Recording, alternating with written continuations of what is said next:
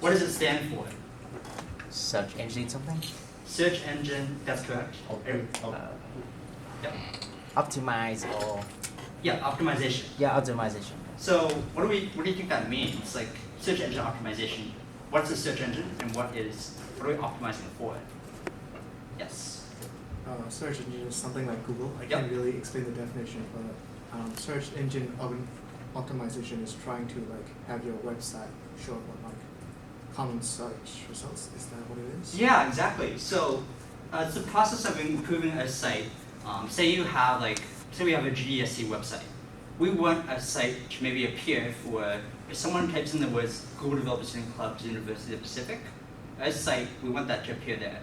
Maybe if someone types in cool coding club, ideally a site should also appear there.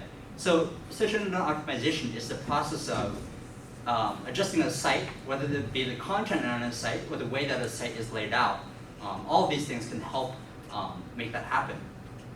It's very important if you are going out into the industry, you want to be a web developer, you want to be a front-end engineer, you should definitely know about search engine optimization, since it's likely that you'll probably have one person that sort of knows it in the company, but it's not like search engine optimization, it's not like that's a class at a school that you can take. So how does Google decide what pages to show? So I sort of mentioned we can do some things to make Google have a site appear on searches, but what signals is Google looking for? Does anyone have any idea? Yes. Site. Let's go with the keywords, right? Yep. If you if I want to buy a class and then type, if I want to buy classes, then it will appear the brands of classes that I want to buy. Yeah, exactly. So it could be that we have the keyword of Google Developer Student Clubs. So therefore, we make sure to title a page on our website Google Developer Student Clubs. If that's the case, then Google would see that page and say, oh, this page in this search query is related. So that's one way that Google decides what pages to show. What's another? I think it has something to do with some sort of extra metadata that you have to include in your websites, but I'm not sure. Yes. So there is something, we'll get into this a little bit later, but there's something called structured data that we're going to say add to a page. Like if say we had a product and we're selling snowboards, we could add some metadata that says this is a product page, here's the title of the thing that we're selling, and here's sort of what category it belongs to. We could say there's a snowboard category. So that's another aspect that we could go down. Now say if two sites come out with an article about the same thing, and say one site was the New York Times, and the other was some hobbyist site. Which do you think Google will want to prioritize? New York Times. Yeah, so it actually depends. Most of the time it'll go with New York Times, but say sometimes it could be something about a snowboard, right? It could, and maybe the New York Times, they're a well-known, reputable source, for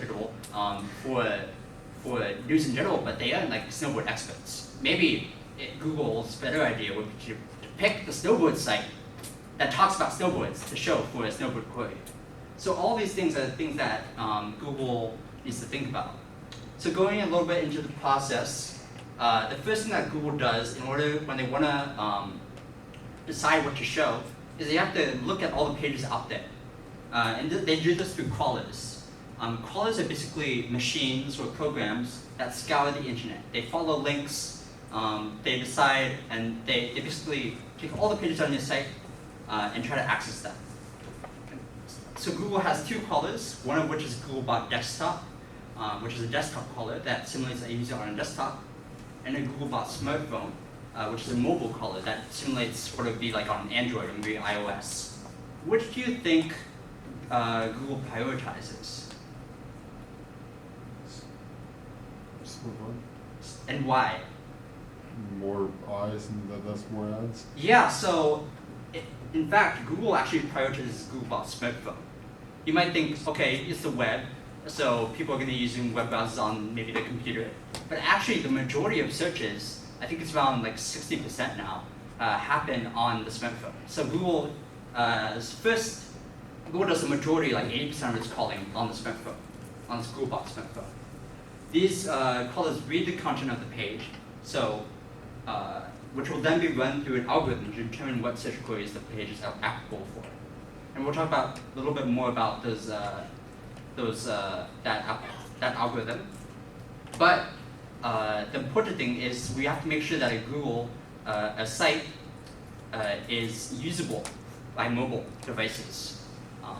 For example, we could design a site to be, the ideal experience would be for the desktop. But if we don't also design for that smartphone experience, and maybe a site doesn't look as good on that smartphone, or maybe some content is too small to read, maybe it's all smushed together, then Google will say this is a bad site, we shouldn't link to it. Now, Google also has a job of processing the JavaScript on the site. There's a paradigm that currently exists of where we don't send the entire site as a raw HTML file. We have some interactivity built in. For example, like React web apps, those don't render the page, those don't send the entire page as HTML. It's the JavaScript is inbuilt in to render the page. So Google publishes the web apps in 3 phases, crawling, rendering, indexing. And crawling is basically the process that Google takes to reach different pages of a website. These links can either be from external sites. So external links are basically, say, New York Times links to snowboards.com. That would be the case of an external link. And maybe those external links can have intrinsic value to them. Like if you link to the New York Times, then that shows that you are an authoritative site. Another type of link is an internal link. Now, based on external links, what do you think that internal link said?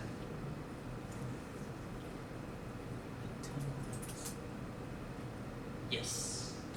Links starts in the same domain? Yeah, so basically you have snowboards.com, and snowboards.com may have like a wide variety of pages. It might have like snowboard 1, snowboard 2. So the internal links would be if snowboards.com/snowboard1 links to snowboards.com/snowboards2. Now these don't have as much value as say an external link from like a reputable source, but they are valuable. They tell Google which are the important pages on your site. For example, every single page would probably have a link to the home page. So therefore, Google knows, okay, this home page, it must be important since it's getting linked to a lot. Versus, if you only link to a page one time, then Google will see that page is unimportant. It's like, they're only linking to it once, so it must not be worth my time to really go there. So, and then we also have sitemap links. Does anyone know what a sitemap is? So a sitemap is basically a page on your site. It's a specialized page.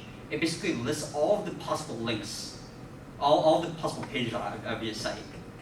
So one job of a SEO engineer is to make sure that that sitemap is up to date.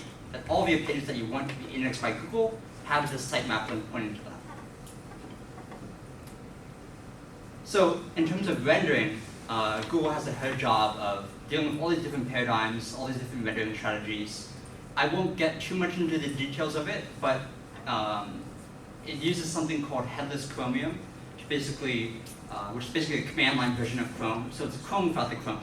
That's what they call it. It basically takes the page's content, runs any immediate on-load JavaScript, and it takes a screenshot of that page that it renders. And that is a page that it will try to parse, find keywords. Like for example, it'll find like a title tag and say, okay, this is the title of the page. It'll find like maybe some context in a paragraph tag. Say, okay, this is maybe some relevant content to the page. In order to make sure that a sites comply with this rendering strategy that Google does, we really have to do a couple things. First is to avoid hiding content behind buttons. You might see a site and if you press on a button or a tab, it'll show some different content. You need to make sure that you implement that in the right way. If you implement it in the wrong way, then the stuff that's hidden, it won't be picked up by Google, since Google doesn't really have the ability to click buttons. And another thing is to avoid lazy loaded content. Lazy loaded content is basically content where you scroll down, and then when you scroll down enough, then the content loads. But if you don't have that page on initial load, then it's very hard for Google to correctly find that recently loaded content and index it all. So, in terms of indexing, Google reads the content and metadata of the page. As we talked about earlier, there's some metadata they provide, for example, structured data that provides like some metadata saying this is a product page, or this is an article page. But it also reads the content. You might see when you search into Google, you often get like articles or wikis. You don't often get like product pages, unless you very specifically search for buy so-and-so product, buy Birch & Snowboard. So that's often due to the fact that article pages, reviews, etc., they have much more content on them. Like a review has, think about it, like maybe 1,000 words on it, versus a product page. That might have, you know, the specifications, the customization, but it doesn't have that much good long-form content. And Google really likes long-form content. Since people click on that, they read a lot, they stay a while, and that brings Google money. So we can design pages to rank for certain keywords. As I talked about earlier, say we wanted to have a site rank for Awesome Computer Science Club. Maybe we could make an article on a site titled Awesome Computer Science Club, why you should join Gsdc. And if we repeat the phrase Awesome Computer Science Club, like Google Developers in Clubs is an awesome computer science club that you could join. By all of the members, it was called really awesome. Like, we could do something like that. So Google would associate that page very closely with awesome and computer science club. That's just one thing that we can do. However, it really depends on, some keywords may be super tough to hit for. For example, imagine you have the keyword snowboards. You have all these different companies competing for that same keyword. They want to appear number one. When someone types into the Google snowboards, they want to be the first result. So it's very tough to get to #1 spot in snowboards. So maybe a more niche site could go for like snowboards that are flexible. Maybe they could go for that. And they could be the expert for snowboards that are flexible. But they wouldn't appear #1 for snowboards. But sometimes you just have to make that trade-off. Another thing is to just design good pages. Google is getting smarter and smarter. For example, the keyword trick that I mentioned earlier of repeating awesome like 10 times, that's having less and less value. Because Google is getting better at that, like detecting synonyms. So maybe even if you're trying to rank for top 10, maybe you could just write best of, and that would still be good enough since Google is getting smart enough to notice that. And then, as we talked about earlier, optimize the metadata, place the correct tags. For example, you want to make sure that you have a title tag on your page so that Google knows the title of your page. You want to have some meta description to tell Google what type of page it is. So, let us go into a short example of some strategies that I use. This is where I work. It's a company called Curated. And I was sort of given the task of increasing the interlinking of our search result pages. So, first of all, that's a multifaceted question. First of all, what search pages do we want to be indexed? We don't want every single search page to be indexed because imagine, there's so many combinations, like infinite combinations of different facets that I can click. Like, do we really want the page, Virgin Battalion 90 centimeter beginner snowboards? Do we want Google to waste their time with that? No. So we have the strategy of only linking to the pages, only adding links to the pages that we want indexed. So say, for example, we don't really care about 1 centimeter snowboards, 2 centimeter snowboards, 3 centimeter snowboards. We don't want Google to waste their time indexing those pages. So if you look at the HTML, let me zoom in a little bit, you can see that this has no link onto it. However, for something important like brand, we want to rank for Urbo snowboards. So if you look at this, then we have a link here. And there's all sorts of tips and tricks that we can do. For example, we have this section at the bottom that sort of has an article just explaining what snowboards are, just to add more keywords to the page so that Google would want to index the page more. We also have these sort of footer links of where, maybe one page can link to some other pages, and that's what this section was designed for. Yes. Sorry, can you show the one that's not linked again? I didn't catch it. Yep. So, snowboard size, for example. If we click on this, you see it's just a span, but no href. So Google wouldn't see this as a link. So basically, but if you click on it, there's the functionality of a link. So all these sort of little tricks that an SEO engineer can do in order to make their site more crawlable for Google. The way that I think about it is Google is sort of like a flood of water, and you're trying to add dams. Like, don't go this way, don't go this way, follow this path.